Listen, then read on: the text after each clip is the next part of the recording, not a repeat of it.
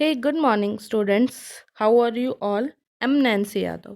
Topic of our today's class is structure of atom. इसमें हम आगे फर्दर पढ़ेंगे कि हमारा एटॉमिक नंबर क्या होता है और हमारा एटॉमिक मास क्या होता है और उन दोनों के बीच में relation. So let's start our topic. Our topic is atomic number क्या होता है, एटॉमिक मास क्या होता है और उनके बीच में रिलेशन क्या है। तो एटॉमिक नंबर क्या होता है? Number of proton in one atom of an element is known as atomic number of that element. हमारा कोई भी एलिमेंट है, हम एग्जांपल लेते हैं कार्बन, हमने एक एग्जांपल ले लिया। अब कार्बन के एक एलिमेंट के अंदर, एक एटम के अंदर हमारे कितने प्रोटॉन प्रेजेंट हैं वो हमें बताएंगे कि उसका एटॉमिक नंबर कितना है। जैसे कि हमें पता है कि कार्बन का एटॉमिक नंबर 6 होता है, तो उसके अंदर कितने नंबर ऑफ प्रोटॉन्स प्रेजेंट हो गए हमारे? 6। हम बताते हैं, दैट इज क्या कंक्लूजन निकालते हैं हम कि atomic number of an element is equals to number of proton in one atom of an element. कि हमारा जो एटॉमिक नंबर हो गया किसी भी एलिमेंट का, वो किसके इक्वल हो गया? नंबर ऑफ प्रोटॉन उस एलिमेंट के अंदर कितने हैं उसके equal. Example, one atom of sodium element has 11 protons. जो हमारा वन एटम है सोडियम का, उसके अंदर 11 प्रोटॉन्स होते हैं, तो उसका एटॉमिक नंबर क्या हो गया? 11। Similarly, one atom of carbon has 6 proton in it. So atomic number of carbon is 6. अब the atomic number of an element हम किस is denoted by letter Z. की जो भी हमारा एटॉमिक नंबर है उसको हम एक सिंबॉलिक रिप्रेजेंटेशन देते हैं जो कि होता है कैपिटल जेड। जैसे कि हम एग्जांपल लेते हैं, the atomic number of sodium is 11। So we can say that for sodium Z is equals to 11। हमें पता है कि एटॉमिक नंबर सोडियम का कितना होता है? 11 होता है। तो हम लिख सकते हैं कि सोडियम का जो एटॉमिक नंबर है वो z इज इक्वल्स टू 11 के इक्वल होता है। All the atom of same element have same number of proton in their nuclei and hence they have the same atomic number. अब हम क्या देखते हैं कि एक कोई भी एलिमेंट ले लिया हमने, सोडियम, कार्बन, हाइड्रोजन, या कुछ भी, उसके जितने भी एटम्स होंगे उनके अंदर सेम नंबर ऑफ प्रोटॉन्स होते हैं।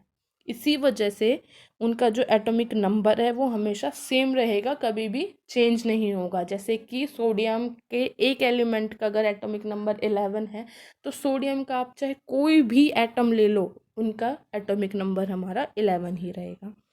दूसरा पॉइंट है, name no two element can have same atomic number. कोई भी तो एलिमेंट ऐसे नहीं होंगे कि जिनका एटॉमिक नंबर हमारा सेम हो।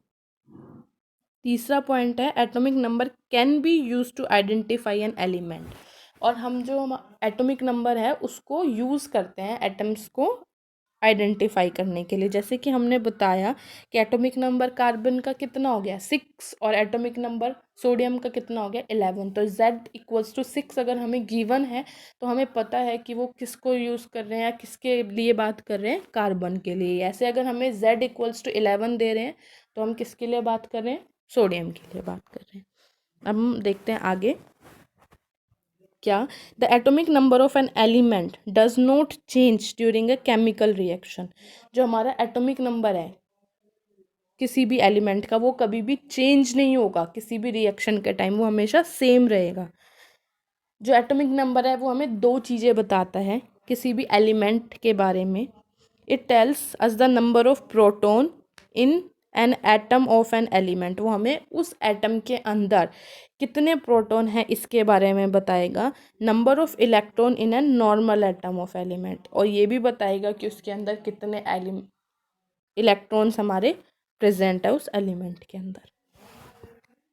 अब आता है हमारा मास नंबर क्या होता है। The total number of proton and neutron present in atom of an element is known as its mass number. अब कोई भी एलिमेंट है उसके एटम में कितने प्रोटॉन और कितने न्यूट्रॉन प्रेजेंट है, ये हमें बताएंगे कि उसका मास नंबर कितना होता है। तो डैट इज हम इसको ऐसे रिप्रेजेंट कर सकते हैं कि mass number is equals to number of proton plus number of neutron. हमारा मास नंबर किसके इक्वल होगा? कि इसमें कितने न्यूट्रॉन है और कितने प्रोटॉन है, उन दोनों के सम के इक्वल। एग्जाम्पल लेते हैं, हमने एटम लिया सोडियम का ही, ठीक है। उसके अंदर 11 प्रोटॉन्स होते हैं और 12 न्यूट्रॉन्स होते हैं। So the mass number of sodium is 11 plus 12। कितना हो गया 11 plus 12? 23। Similarly a normal carbon has 6 proton and 6 neutron. जो हमारा एक नॉर्मल कार्बन होता है उसके पास हमें 6 प्रोटॉन और 6 न्यूट्रॉन्स होते हैं। So mass number of carbon is 6 + 6 that is equals to 12। आगे हम देखते हैं मास नंबर के बारे में ही कुछ। The mass number of an element is denoted by letter A. जो हमारा मास नंबर है उसको हम कैपिटल ए से डिनोट करते हैं। तो मास नंबर ऑफ सोडियम हमने पता चला 23 होता है। सो हम से दैट कि mass of sodium A is equals to 23। The mass number of an atom also gives us the atomic mass. जो मास नंबर है हमारा वो हमें उस एटम का एटॉमिक मास भी बताता है। हम इसको एक्सप्लेन कर सकते हैं कैसे कि जो हमारा मास नंबर है वो number of proton plus number of neutron के इक्वल होता है। मैंने आपको जैसे पहले भी बताया, एक प्रोटॉन का मास कितना होता है 1 U। ऐसे ही एक न्यूट्रॉन का मास कितना होता है हमारा 1 U। तो जो मास नंबर हो गया वो कितना हो गया, नंबर ऑफ़ प्रोटॉन हमारे कितने हैं उसको हम 1 से मल्टीप्लाई करेंगे क्योंकि प्रोटॉन का मास हमारे कितना था 1 था। ऐसे ही जो नंबर ऑफ़ न्यूट्रॉन कितने हैं उसको भी हम 1 से मल्टीप्लाई करेंगे क्योंकि number of mass of neutron भी हमारा 1 था। तो मास नंबर क्या आता है हमारा, मास ऑफ प्रोटॉन प्लस में mass of neutron. But the total mass of proton and neutron is called atomic mass. लेकिन जब हम इन दोनों को टोटल कर देते हैं तो वो हमारा क्या कहलाता है, एटॉमिक मास। उस एटम का मास कितना है, या फिर हम उसको मास नंबर भी कह सकते हैं। That is why mass number is equals to atomic mass. अब हम देखेंगे कि हमारा मास नंबर में और एटॉमिक नंबर में क्या रिलेशन आता है। Relation between mass number and atomic number of an element क्या है कि मास नंबर हमें पता है क्या होता है, atomic number plus number of neutron. अब हमें ये बताना है कि जो number atomic number plus number of neutron क्यों आया, क्योंकि मास नंबर हमें पता है कितना होता है, number of proton plus number of neutron. और हमने जब एटॉमिक नंबर पढ़ा था तो ये पढ़ा था कि एटॉमिक नंबर किसके इक्वल होता है, नंबर ऑफ प्रोटॉन के। तो हम यहाँ पे क्या लिख सकते हैं, एटॉमिक नंबर प्लस में number of neutron. Since the number of proton in atom is equal to atomic number of an element, ये मैंने अभी आपको बताया। थर्स मास नंबर किसके इक्वल हो गया, एटॉमिक नंबर प्लस में number of neutrons. The atomic number and mass number can B indicated on the symbol of an element. अब हम ये देखते हैं कि जो हमारा मास नंबर है और जो हमारा एटॉमिक नंबर है उसको हम किसी भी एलिमेंट का कैसे रिप्रेजेंट करते हैं, उसका सिंबॉलिक रिप्रेजेंटेशन क्या होता है। तो इन्होंने हमें बताया है कि जो एटॉमिक नंबर है ना वो लोअर लेफ्ट साइड में लिखा जाता है। लेफ्ट साइड में नीचे की तरफ हम क्या लिखेंगे, एटॉमिक नंबर किसी भी सिंबल के। ठीक है, सिंबल क्या होता है, जो हमारा एलिमेंट होता है उसको हम एक सिंबल से रिप्रेजेंट करते हैं वो। वैसे ही मास नंबर हमारा कहाँ लिखा जाएगा, लेफ्ट साइड में ही, लेकिन ऊपर की तरफ लिखा जाएगा सिंबल के। हम जैसे बताते हैं, मान लो ये हमारा हम सिंबल ऑफ एलिमेंट हो गया, तो लेफ्ट साइड में अपर साइड आता है हमारा मास नंबर और लोअर साइड आता है हमारा एटॉमिक नंबर। जैसे कि हम एग्जांपल लेते हैं कार्बन का, सिंबल ऑफ एलिमेंट कार्बन का क्या होता है, कैपिटल C उसका सिंबल होता है। उसके लेफ्ट अपर साइड 12 जो कि हमारा क्या था, मास नंबर हमने अभी पीछे देखा, और 6 जो कि उसका क्या था, एटॉमिक नंबर, जो हम लोअर लेफ्ट साइड में डिनोट करते हैं।